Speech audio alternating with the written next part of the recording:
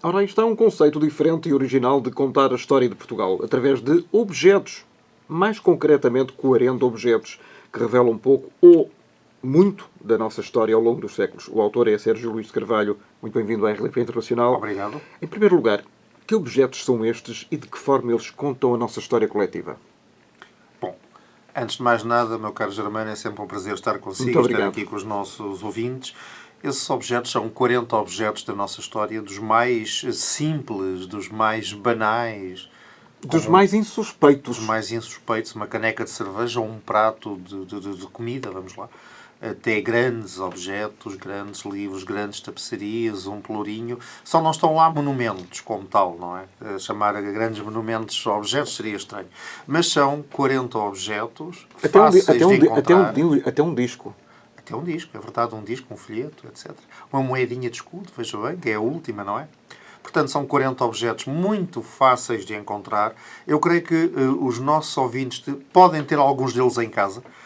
E partindo de cada objeto, nós contamos a história do objeto e da época em que ele se insere. Isso permite-nos fazer uma história de Portugal desde os lusitanos até há meia dúzia de anos atrás. Bom, vamos começar então pelo viriato, se quisermos. Qual é o mais antigo objeto que está disponível para referência aqui neste livro?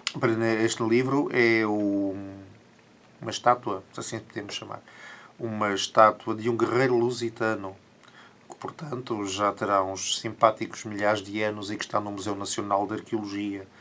E é uma estátua de uma enorme singeleza, mas é aquele tipo de singeleza e de humildade que tem muito para contar, não é? Como a Catrineta, como diziam os avós. E é uma peça que nós olhamos para ela e tem uma força tremenda que sai ali da pedra, não é? Descreva, por favor. É uma pedra relativamente simples, na medida em que nós temos um corpo inteiro de um guerreiro, todavia sem os detalhes, sem os olhos, sem a boca muito bem definidos, e à frente daquele guerreiro forte, telúrico, granítico, nós temos um escudo redondo que nos diz que aquele homem está ali, que é pacato, que vem por bem, mas também pode vir por mal. E isso define muito o caráter daquilo que eram os lusitanos. Mas ele é português? É assim, meu caro, não é completamente lúcido, nem é completamente claro que nós filiemos os lusitanos como portugueses. Digamos que os lusitanos fazem parte de um povo, de uma confederação de povos ibéricos, de origem celta e ibera, que ocupavam mais ou menos esta região da Península Ibérica. Portanto, digamos que há ali uma filiação um pouco indireta com os portugueses. Viriato seria um chefe desse povo, nem sequer sabemos ao certo se o seu nome é Viriato, já que Viriato pode ser um posto, portanto seria, digamos, coronel, capitão, sargento. Não me desmanche a história, por favor. Não, de todo, mas se formos por aí também se arranja. Não, mas não estamos certos. Nós temos o viriato como o primeiro grande guerreiro português. Digamos que é o primeiro grande guerreiro desta zona da Península Ibérica, que também, todavia... Que não estava, obviamente, no Portugal ainda não era definido geograficamente tal como é hoje. O conceito de Portugal nem é aplicável neste momento. Era uma tribo celtibera que ocupava esta região da Península Ibérica, que se estabelecia sensivelmente... Aliás, mais tarde, os romanos vão definir a Lusitânia como sendo esse território, do Douro, do Rio Douro para sul, não para norte, para sul, até à região que hoje é o Algarve, e depois entrava um pouco pela Extremadura espanhola, tanto que a capital da Lusitânia romana, como é sabido, é Mérida, não é? Estamos a falar em que ano, mais ou menos? Nós estamos a falar no princípio da ocupação romana, portanto estamos a falar há cerca de 2000 anos atrás, que foi quando de facto os romanos vieram para a Península Ibérica e que se instalaram nessa altura. Os lusitanos, como todos os povos celtiberos e como a esmagadora maioria dos povos autóctones, são romanizados, portanto adotam a civilização romana, que efetivamente era superior, e vão se diluir no conjunto da população romana. E se nós quisermos, de algum modo, filiar aquilo que hoje é o povo português no conjunto de povos antigos, não será despropositado dizer que temos ali um antepassado no povo lusitano. Todavia, uma associação direta nunca é completamente clara, nunca é transparente. Temos que avançar com algumas prudências. Naturalmente. E é verdade ou é mito que alguém, não sei se era um general romano, dizia que ali no sul da Europa há um povo que não se governa nem se deixa governar. Eu já encontrei muito essas referências. É verdade? Nunca encontrei a fonte. Nunca encontrei a fonte. Portanto, Ou é posso... uma fake news? Bom, isso agora... esse termo agora tem outras conotações. Parafraseando Donald Trump. Não sei. É um mito engraçado. É um mito muito curioso. Eu nunca encontrei a referência correta, mas também, confesso-lhe desde já, meu caro... Seria um general romano, não é? Seria, sim, já ouvi isso aplicado a um general romano. Todavia, e isso também há no livro, os romanos têm descrições deliciosas sobre os hábitos e sobre os costumes dos lusitanos. Quer partilhar connosco 2 ou 3? Por exemplo, que eles comiam em grupo, em círculo, e que os mais velhos começavam a comer primeiro, que quando, e espero que não haja nenhum alto responsável pela nossa saúde que agora esteja a ouvir isto, que não vá adotar isto como método e como referência, que quando um lusitano estava doente e não se conseguia curar, postava-se à beira dos caminhos a ver se passava de fronte a alguém que tivesse tido doença igual, e em caso afirmativo, como é que o outro se tinha curado, não é? Como método terapêutico, enfim, não jogo aqui as fichas todas, mas é engraçado. Era um bocadinho de duvidosa É um bocadinho eficácia. duvidoso. Sim. Mas também a medicina naquela altura, coitada, não era grande coisa, portanto, se calhar em desespero de causa, era um sistema tão bom ou tão mau como qualquer outro. Onde é que foi encontrada essa estátua? Essa estátua do norte do país, agora não tenho aqui a referência. No Museu da Arqueologia. Está no livro, sim, está no Museu da Arqueologia. Eu creio que ela surge, eu penso que é da região Beirã. Que teve alguma permanência lusitana e que veio para o Museu de Arqueologia em Lisboa. Que, aliás, tem um belíssimo espólio. E para o berço da nacionalidade, o que é que temos aí? Para o berço da nacionalidade temos aí várias coisas. Temos, por exemplo, uma imagem deliciosa, antiga e muito romantizada, se assim se pode dizer, do Dom Henrique e de Dona Teresa, uma imagem posterior, não é coeva, mas também não existem grandes imagens para a época. Não há pinturas? Não, as pinturas que há são pinturas que são padronizadas. Portanto, a pintura...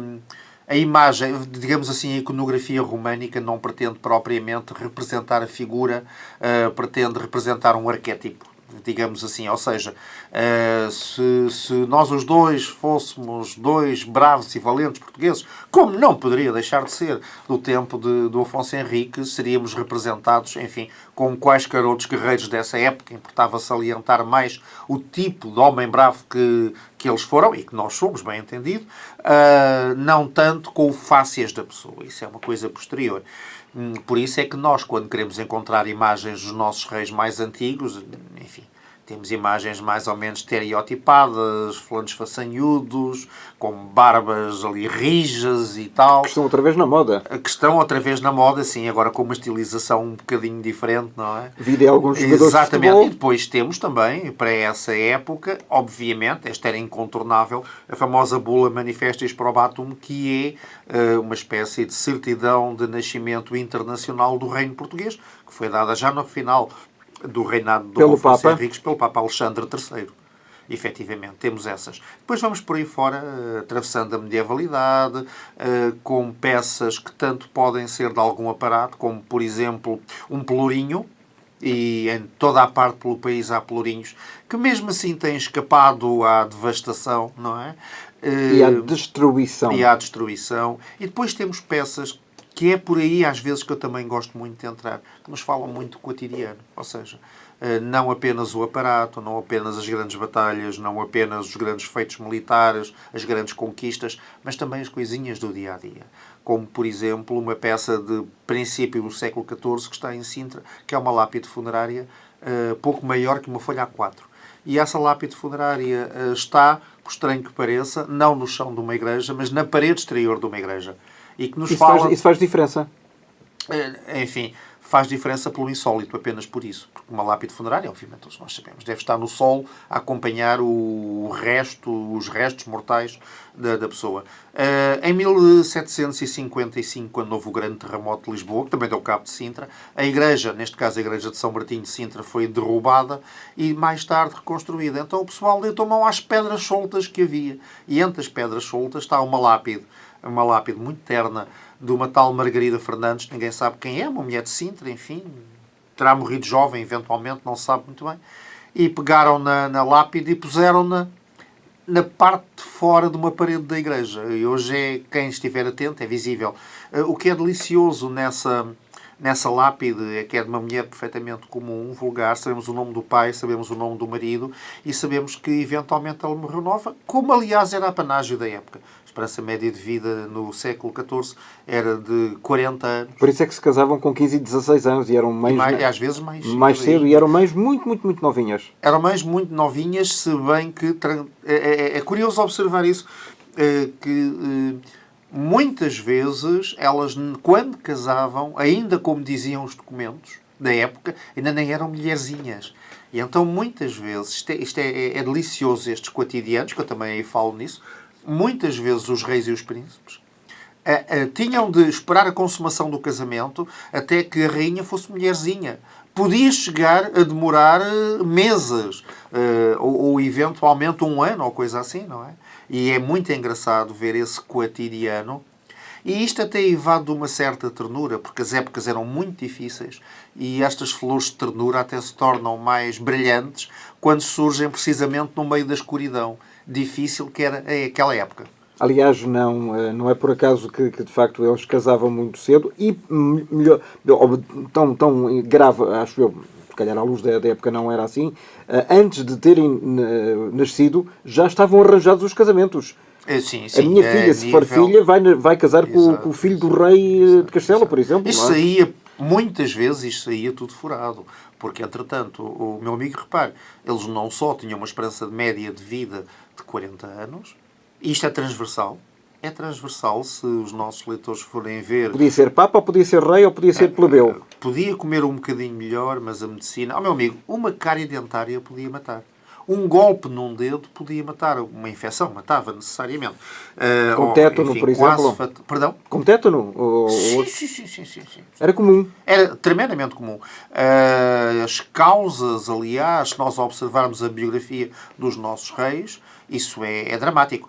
Em relação aos casamentos combinados, isso acontecia nos escalões mais altos da sociedade, nomeadamente da nobreza. Porquê é que isto saía furado? Porque não só eles tinham o problema da esperança média de vida ser baixa, ser de 40 anos, e era transversal, como metade da população morria antes dos 15 anos. O que é uma coisa absolutamente dramática. Porque um casal podia ter 4 filhos, em média 2 não iam chegar a adultos. Eu vou-lhe dar um exemplo concreto. Dom João III teve 9 filhos, todos morreram. Todos morreram. Os 9 filhos morreram. Todos morreram antes da maioridade, de tal maneira que depois da morte de Dom João III, em quem é que recai o trono? Numa criança um bocadinho estontecida, que foi Dom Sebastião.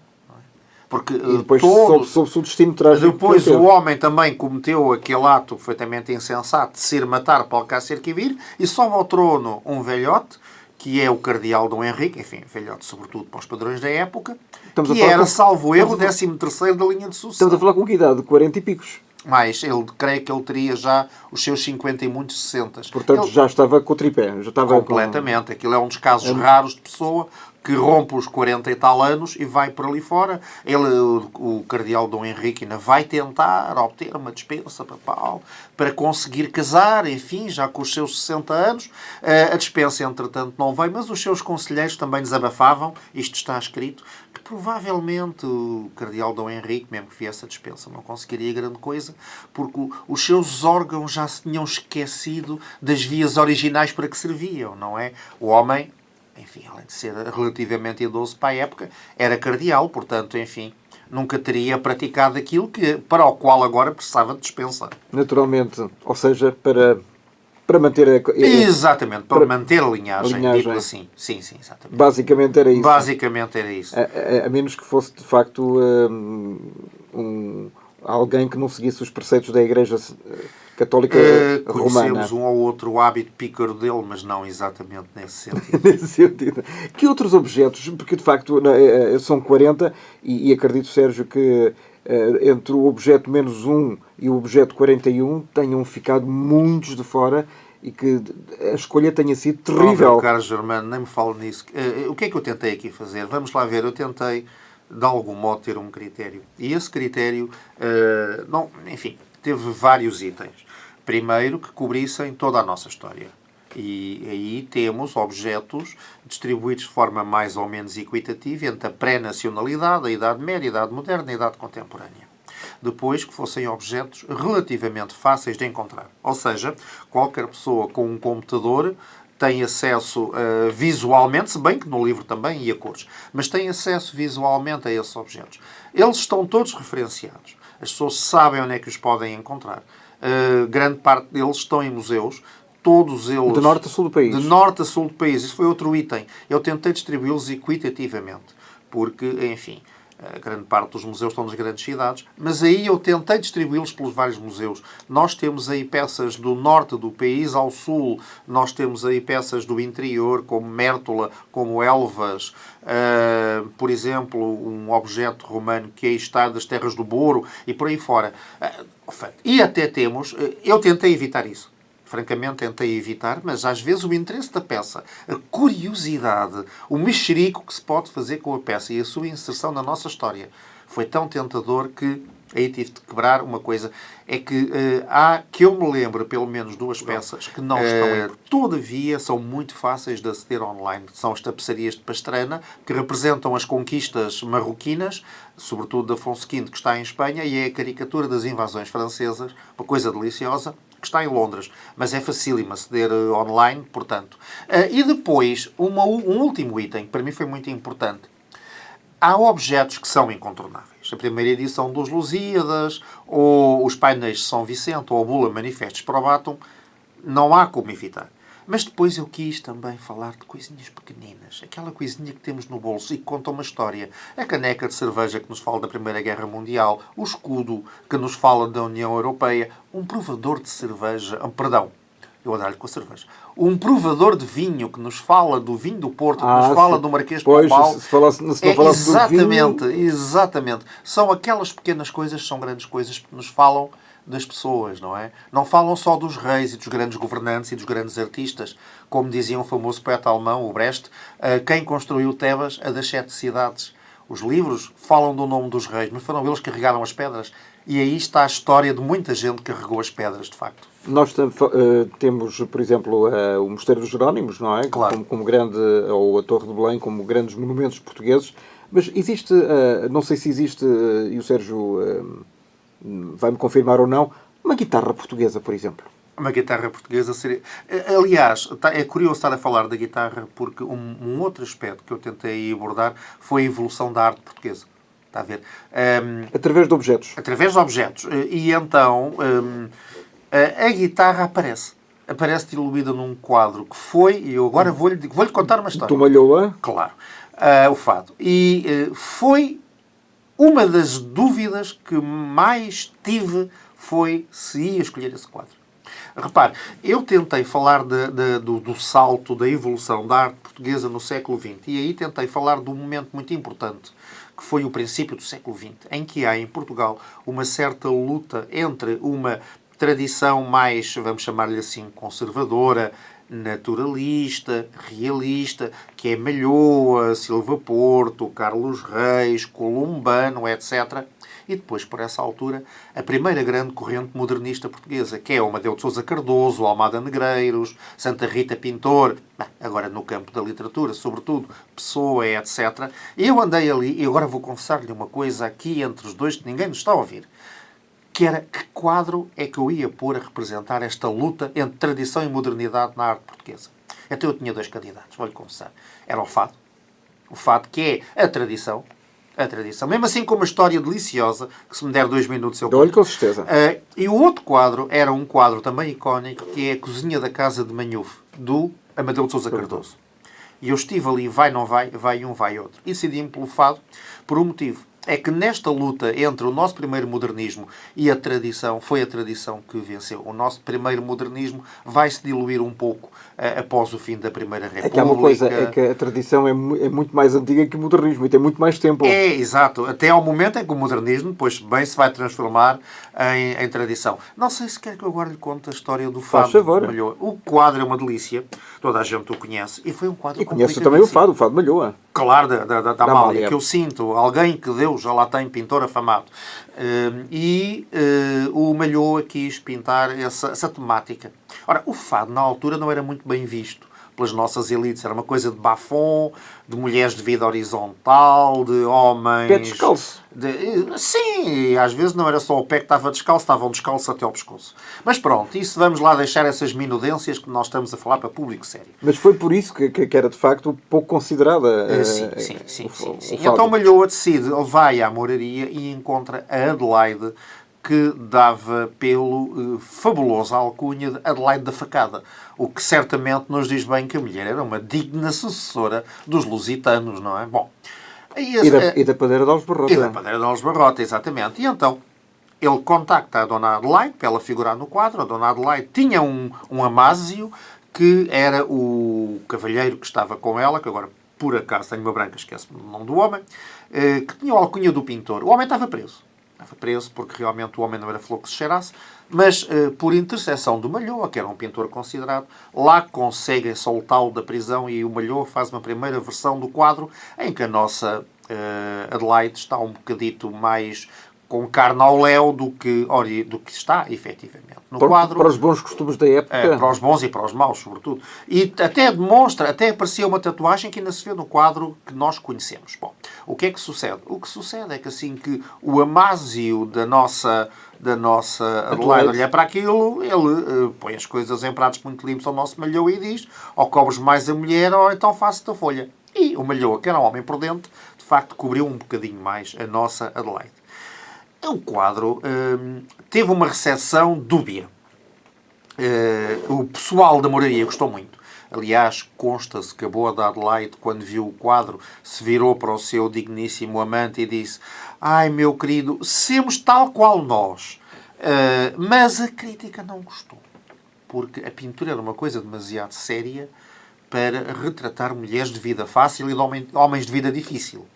Pronto. Mas o quadro passou, foi muito considerado, é um belíssimo quadro, e surge num momento em que a arte portuguesa está ali num ponto de viragem.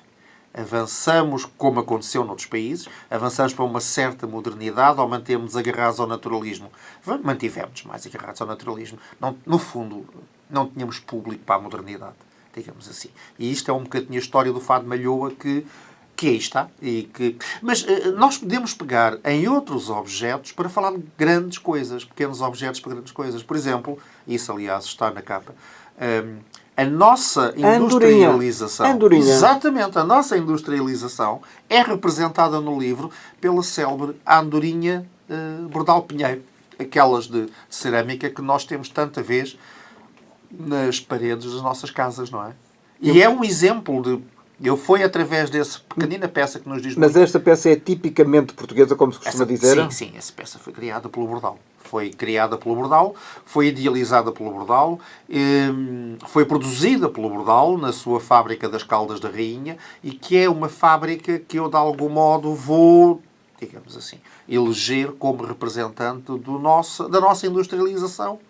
Pelo menos da nossa tardia e débil industrialização. Uma andorinha, porque eu creio que neste processo tão mecânico, tão pesado, como foi a industrialização, termos em Portugal como objeto icónico uma andorinha, realmente só um Tuga é que iria lembrar. Também só Portugal é que tem um Dia Nacional dedicado a um poeta. Exatamente. O seu Dia Nacional, precisamente. Se calhar há muitos países, ou não existem, não sei, agora estaria a cometer um exagero se dissesse que sabia, que algum país do mundo dedica a um poeta o seu próprio dia. Eu não lhe sei também dizer, é verdade. Aqueles que nós conhecemos, não de todo. São revoluções, como os Estados Unidos, ou a França, por exemplo, e não estou a ver. Normalmente são mais feitos bélicos, é verdade.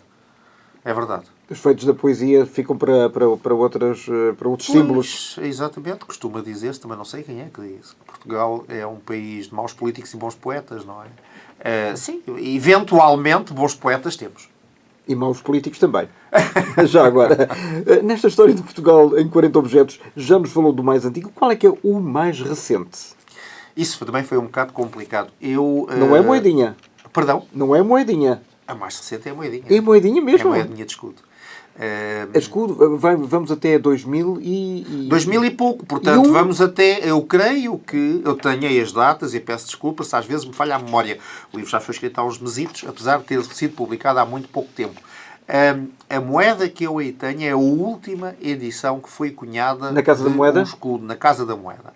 Porquê a moedinha de escudo? Lá está. Dentro da lógica do objeto comum, que se calhar nós temos em casa, e muitos de nós temos, eu estou certo disto, história em casa e não sabemos. Então, quando recebemos aquelas arcas de coisas dos avós, é isso. Quando herdamos e quando abrimos, e quando abrimos temos surpresas. E olha, meu amigo, eu colaboro com 2 museus, o Museu do Pão e o Museu da Cerveja, e posso lhe garantir em Ceia? Em Ceia, sim.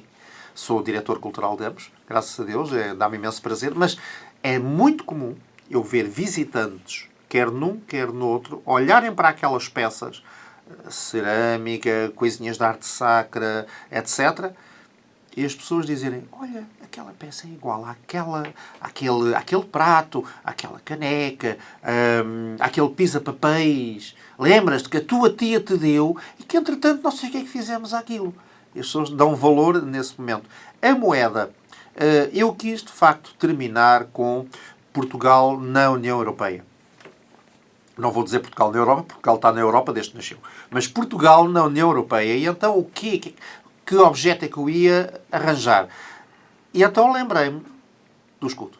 O escudo, que foi a nossa moeda nacional desde 1911, é verdade, só, mas que para trás tem uma longa tradição de morabitinos, cruzados, reais, etc. E que o escudo foi o último representante. E como não se espera que Portugal siga a Inglaterra no seu Brexit, portanto, sim. eles também nunca tiveram escudo, nunca tiveram euros. Não. Eles tiveram, e há sempre, países, tiveram atenção. Tiveram livre, sempre. E há muitos países europeus que não têm o euro e não consta que sejam menos europeus por isso. Aliás, se me permite o desabafo, eu ouço muitas vezes alguns comentadores dizerem que quem não está com o euro é anti-europeu. Nunca percebi essa associação. Eu não tenho, confesso ter algumas dúvidas em relação ao euro. Aliás, tenho algumas dúvidas em relação aos caminhos que segue a atual União Europeia, mas isso são outros 500. Não me considero menos europeísta. Exatamente. Não me considero menos europeísta do que isso, a não ser que se considere que a única Europa possível é esta. Eu, por mim, tenho muitas dúvidas que seja, mas são outras histórias. Ora, divergindo um bocadinho da história de Portugal e dos objetos, falou aí na cerveja e no pão. Eu conheço muito bem o museu em Ceia, o Museu do Pão, já o visitei variedíssimas vezes, aliás, quando não foi inaugurado, há quantos? 15 anos? O museu foi inaugurado em 2002. Em 2002, portanto, exatamente. Há 15 anos. Há 15 anos, faz 15 anos em setembro. Está a ver? Isto eu estava de memória e tinha certeza absoluta, quase. Exatamente, é o que faz os bons profissionais. É de facto um museu absolutamente fantástico, porque é dedicado a um alimento a que nós quase não damos importância, porque o ingerimos diariamente sem sabermos a importância que ele tem. Isso é a importância das pequenas coisas, sabe? Nós vivemos rodeados, nós vivemos mergulhados, nós vivemos empapados em história. Simplesmente não olhamos. A questão é esta, todos nós temos os nossos objetos, todos nós temos as nossas coisas, mas tudo tem uma história e essa história é património. Há um património do pão português que se reflete em coisinhas muito pequenas. E o mesmo para a cerveja, aliás.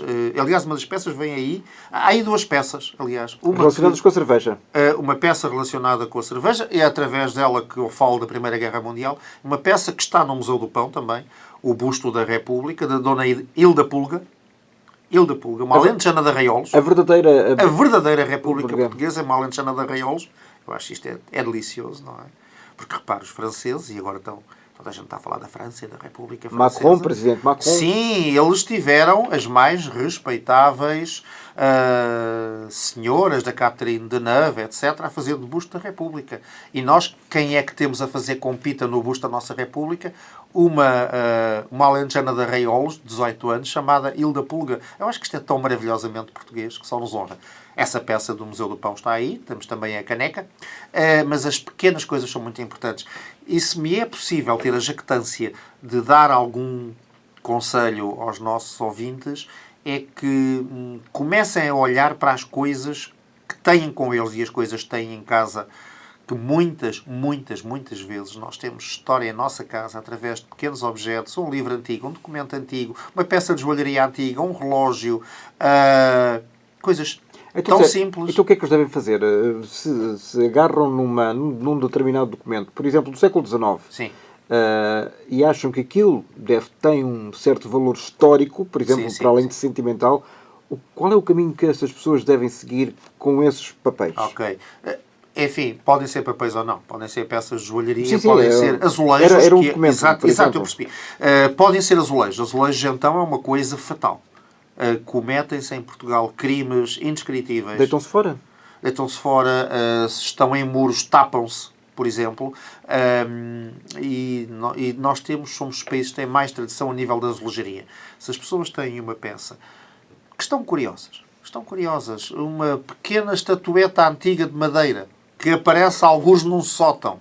Às vezes, vamos lá ver uma coisa, não estou a dizer que todos nós temos coisas muito boas em casa, mas alguns de nós temos algumas coisas com valor em casa. É uma questão de vermos o que é que nós podemos fazer. Podemos pegar na peça e dirigirmos-nos ou a um antiquário de confiança para nos falar um pouco da peça, ou então a um museu que nos faça a história da peça. Não é necessário que a pessoa se desloque ao museu. Eu vou-lhe contar uma história, desculpe lá, esta história é sintomática. Eu sou professor de História da Arte e aqui há coisa de 2 anos estava a falar, num intervalo, nem sequer era numa aula, estávamos a falar de relógios antigos, já nem me lembro porquê. E um miúdo, 12º ano, disse-me, eu tenho lá um relógio que deram à minha mãe e tal, não sei quantos. Então, mas isso é muito fácil. Olha, se queres saber o valor do relógio, se o relógio não é imitação, tira-lhe 2 ou 3 boas fotografias. É tão fácil agora tirar fotografias. Metes isso na net, envias isso para o Museu do Relógio e eles fazem-te um relatório da peça. Existe em Serpa, esteve quase para sair do país. Um belíssimo museu, aliás. Uma homenagem também aqui aos museus portugueses, já falei de alguns. O Museu do Relógio está em Serpa. O meu aluno mandou para lá, recebeu pouco tempo depois a informação, a genealogia daquela peça que ele tinha em casa e que ele não sabia. Passou a olhar para ela com outros olhos, como é lógico, não é? E tinha valor? Sim, tinha valor. Era um relógio, de facto, com valor. Não vou agora estar a dizer a marca. Era uma marca suíça boa. Ele nunca tinha olhado para ele e, através de pequenos sinais, percebeu-se que era uma coisa boa. Isto pode acontecer com qualquer objeto. E vendeu ao museu? Não sei, posteriormente. Também não quis estar a história acabou aí. Para mim acabou aí. Não quis estar a intervir, porque também não queria estar a ser intrusivo, não é? Porque o relógio, inclusivamente, era da mãe do moço. Mas nós podemos fazer isto. Podemos fazer estas coisas. Existem em Portugal bons museus, com bons profissionais, fotografias, anexa-se a um mail, manda-se um mail, olha, eu tenho esta peça. O que é que acham que é isto? Tem valor? Não tem. Tem valor histórico e ou valor monetário, o mesmo para livros, etc. Livros, neste caso, a Biblioteca Nacional, e a pessoa pode começar a olhar para peças que tem lá em casa. É incrível que, por exemplo, de vez em quando nós lemos notícias de pinturas ou de partituras que estão desaparecidas em arcas que se julgavam até não existirem. Filmes, pedaços de filmes. Exatamente, é verdade, é comum, de vez em quando. De vez em quando acho que as pessoas devem as arcas, enfim, nós temos lá e não as abrimos durante anos seguidos. É verdade. Estão ali a ganhar pó. É verdade. Que abram as arcas, vejam o que é que tem lá dentro. Podem ter verdadeiros tesouros. Pode ser. Mais uma vez, não quero estar aqui a criar a ilusão de que temos fortunas todos em casa, mas é um facto. Aliás, até lhe digo mais, caríssimo Germano, às vezes a própria arca em si mesma como peça é valiosa. A própria arca, o próprio objeto. Ou que nos leva a outra coisa, mobiliário. Pode ser em madeira. O próprio mobiliário que nós temos. Aquelas malas de cânfora, por exemplo. Sim. Pratos é muito comum. Cerâmica, louça, porcelana é muito comum. São peças antigas, marcas já não existem. A Viúva Lamega e a Vista Alegre não existe, mas às vezes são marcas Alcântara, etc. Massarelos, que já não existem. São peças que, não sendo fortunas, têm o seu mimo e que merecem que olhemos para elas com outros olhos. E nós acha que devemos divulgá-las, devemos partilhar e não guardá-las apenas para nós, só para dizer que as temos? Bom, isso depende daquilo que cada um quiser fazer. Eu admito perfeitamente que se uma pessoa tiver um prato, ou um relógio antigo, ou até uma gravura, se for algo que tem basicamente a ver com o interesse da família, é uma peça da família. E nós termos essa memória da nossa família, esse património é positivo. Desde que esteja bem estimada. Exatamente. são outros passos, é a questão dos restauros. E com isso também muito cuidado, nunca entregar a curiosos porque é mais barato. Cuidado com isso. Mas isso também. Vi o caso que aconteceu aqui há uns anos em Espanha. Sim, com a gravura exatamente. Bom, aliás, muito parecida com a estátua do Ronaldo. Pois. Na Madeira. Exatamente. Mesmo assim, a do Ronaldo parece que não consegue ser tão má. Se a pessoa achar que a peça que tem é uma peça que tem, de facto, um valor que ultrapassa a mera, entre aspas, família, há uma coisa que eu aconselho. A pessoa pode emprestar a peça a um museu que o exibe, tendo a referência na legenda de que a peça foi emprestada pela família tal. No Museu do Pão nós temos coisas dessas. Pessoas que nos emprestam peças, e nós, obviamente, quando é doação ou empréstimo, pomos sempre o nome da família e dizemos peça emprestada ao Museu do Pão pela família tal. E a peça é da família, em vez de estar dentro do armário, está exposta no museu, onde 70, 80, 90 mil pessoas a veem todos os anos. Sérgio, isso acontece também com a fotografia, por exemplo? Acontece também. Acontece também com a fotografia, acontece com jornais antigos. A fotografia é um caso, o postal, por exemplo, há postais que podem alcançar centenas de euros, se formos pelo valor monetário, mas, mais uma vez, como eu digo, é sempre consultando os especialistas que nós podemos... E não curiosos. Não, porque o curioso muitas vezes também tem aqui... Há um caso que, se eu tiver 2 minutos, lhe conto, e não aconteceu cá em Portugal. Aqui, assim, no final da década de 90, em Barca Rota, que é uma pequena povoação de fronte ao pé de Olivença, portanto, ali, na fronteira, Badajoz, um pedreiro estava a fazer obras numa casa antiga no centro da vila. Ele mete a picareta numa parede para a derrubar e percebe que a parede é oca. Ele abre e cai-lhe ao colo uma dúzia de documentos antigos e livros antigos, mesmo muito antigos. Estamos a falar do século XVI. Aquilo estava tudo embrulhado em pergaminho, livros, desde livros pequeninos até livros um bocadinho maiores. A dona da casa vê aquelas coisas e vai a um antiquário ali perto e pergunta qual é o valor daquilo. E o antiquário diz, são papéis velhos, isso, coisas dessas tenho eu aí muitas. Olha, dou-lhe meio dos 10 reis de Melcoate por isso. A senhora não aceitou, meteu aquilo numa caixa de sapatos, e ficou durante uns anitos numa caixa de sapatos. Quis a sorte que ela era amiga de um famoso historiador espanhol recentemente falecido e mostrou-lhe aquilo e olhou para aquilo e disse, tem aqui um tesouro. Tem aqui peças e livros antigos que estavam na lista de livros proibidos da Inquisição Espanhola no século XVI. E que não foram para a fogueira. Um deles é uma primeira edição de um famoso romance espanhol do século XVI, que é o Lazarilho de Tormes. Uma versão anterior à original, era como se nós encontrássemos uma versão primitiva dos Lusíadas anterior à original. Aquilo valia uma fortuna. A senhora vendeu aquilo à Biblioteca de Badajoz, à Universidade de Badajoz, onde está exposta, guardada dentro de um cofre forte e todos ficaram satisfeitos. E todos ficaram satisfeitos. Se as pessoas quiserem, é só irem à net e porem Biblioteca de Barca Rota e descobrem aquele tesouro.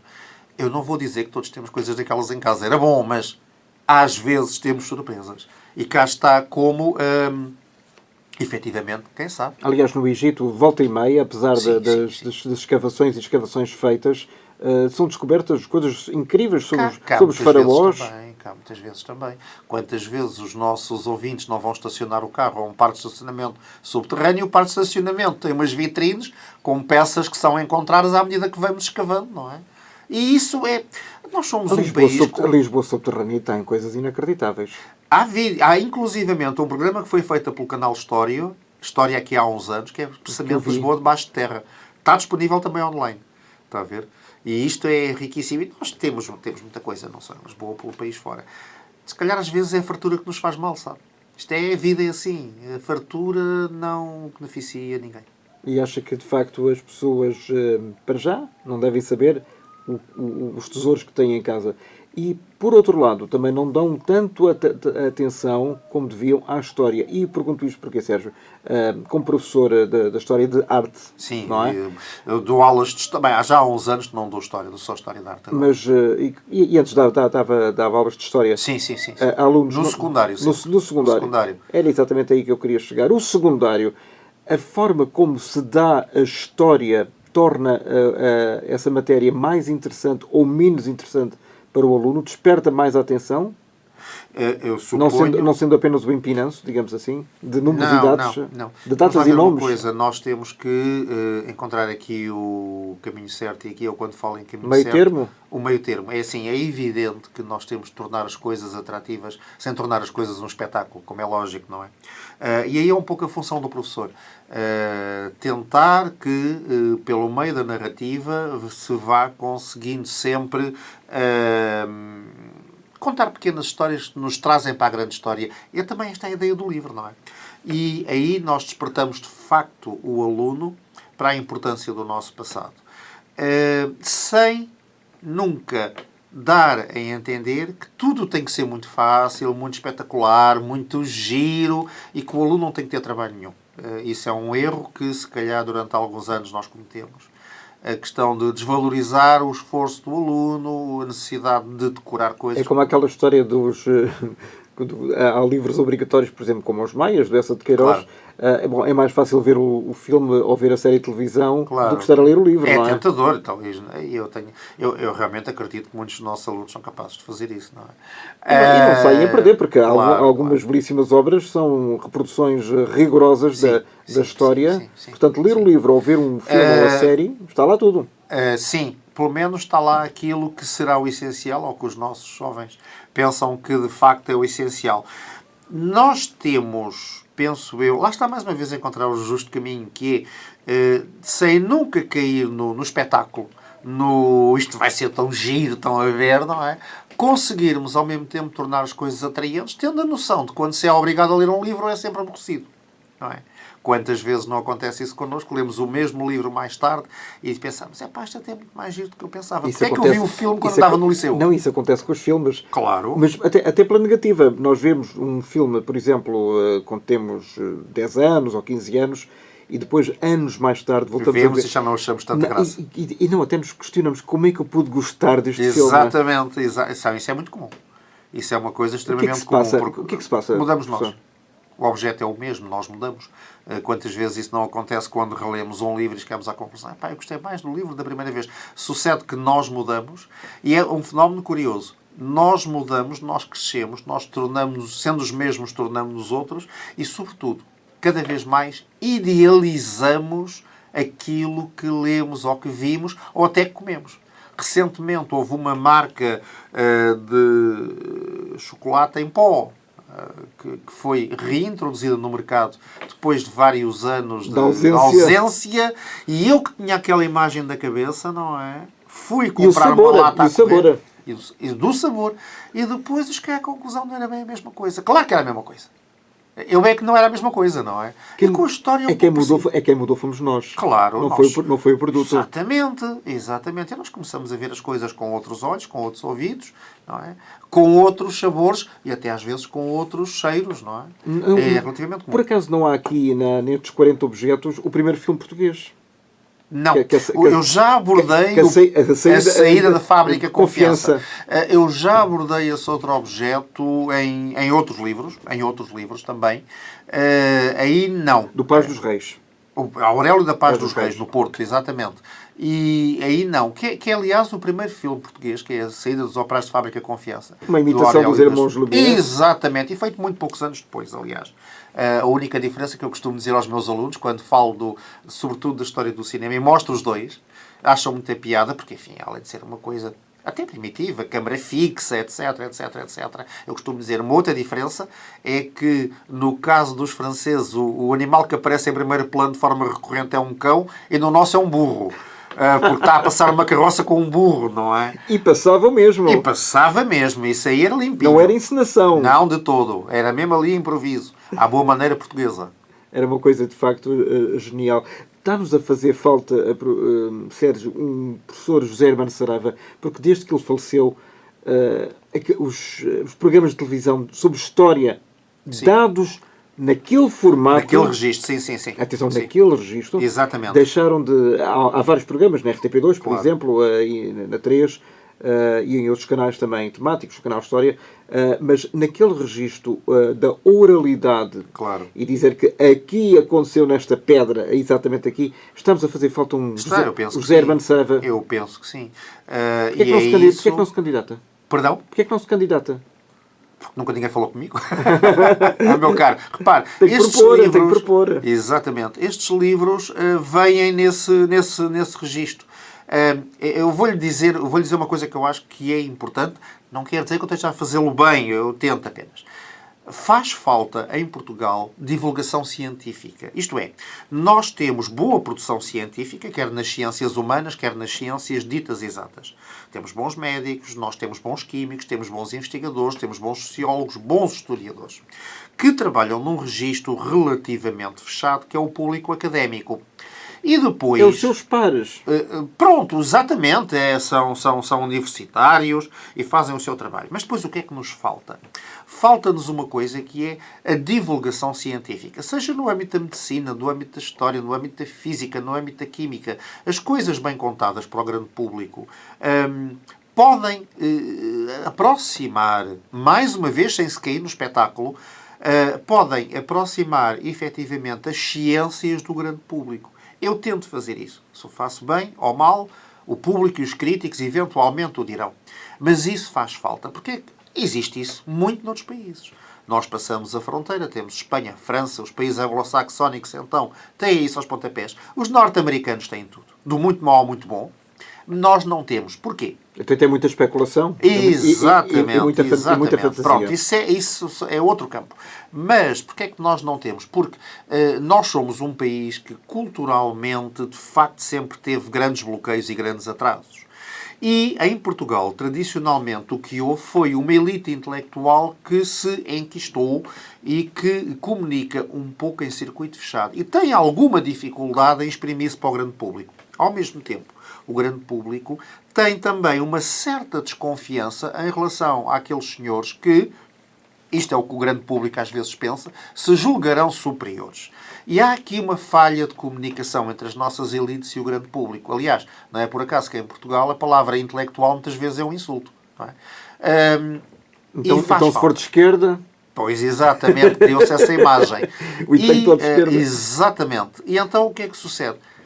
É assim, eu sou professor há 36 anos e se alguma coisa eu aprendi nestes 36 anos é que é possível falar... Então a história, por amor de Deus, para mim é aliciante, mas também tenho o olhar deturpado, não é? Falar da história, falar da nossa história, falar de uma caneca de cerveja, falar de um disco que nós podemos ter em casa, falar de um prato, contar uma história como aqui estou a contar e as pessoas ouvem. As pessoas ouvem, tornam-se atentas. É possível fazer isto em relação à química, em relação à física, em relação a tudo.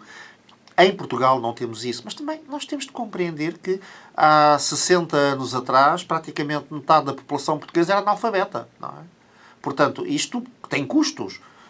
Não tínhamos público, tal como os nossos modernistas não tinham público. Analfabetismo e iliteracia, que são duas coisas diferentes, mas são complementares. Sim. E o analfabetismo em Portugal, apesar de estar praticamente debelado, a iliteracia longe disso.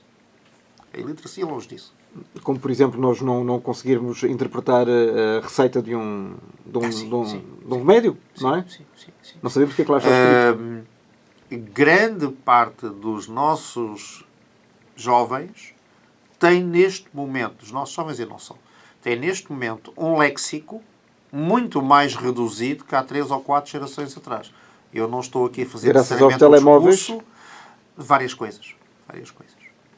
E aí todos temos culpa. A escola tem culpa, a família tem culpa, a comunicação social tem culpa. Nós vamos observar cada vez mais o discurso padrão entre todos,